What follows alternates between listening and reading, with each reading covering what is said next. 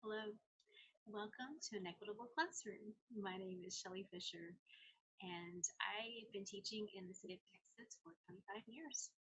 During that time, I taught each of the grade levels, kindergarten through fifth. Most recently, I've taught four sixth grade classrooms of writing, two fourth grade reading classrooms for Proximity Learning Inc., a virtual teaching platform. Those classes were actually in Orange CISD in Orange, Texas.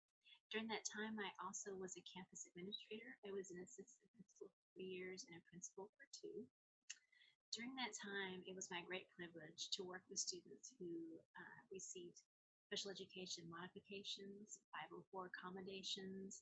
I taught students who were gifted and talented. I taught students who were English language learners, students who were struggling with behavior. So, differentiating instruction became a strategy that I used regularly, day in and day out in my classroom.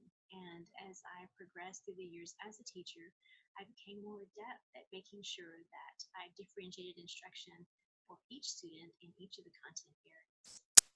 I would love to bring that knowledge and experience and practical application to the 2020 EDU Conference at South by Southwest. Um, in the campfire setting, I would love to lead some conversations with my peers built around the equitable classroom. What happens before students ever even set foot in the classroom? What happens during instructional time? What happens outside of the classroom that could really positively impact your time with students? Three big takeaways for us would be: what is the role of the teacher in the equitable classroom? What is the role of the student? They have some very important roles to play in the equitable classroom, as well as their parent or guardian. Third takeaway would be: what is the parent and guardian's role when they have the student in an equitable classroom? So those would be our three takeaways.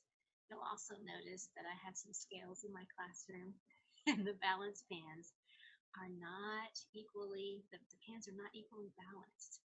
And so I really want to pose that question during the campfire setting. Is instruction in the equitable classroom the same for each student? Is it provided in the same way? Are the strategies the same? Do you spend the same amount of time? Really, the delivery, even the delivery of the instruction, is it the same? So there's a bit of a paradox there with the equitable classroom and the actual delivery of the instruction that I really want to explore with students during the campfire session. The campfire thing just keeps making me think of a quote by William Butler Yeats. Education is not the filling of a pail, it's the lighting of a fire.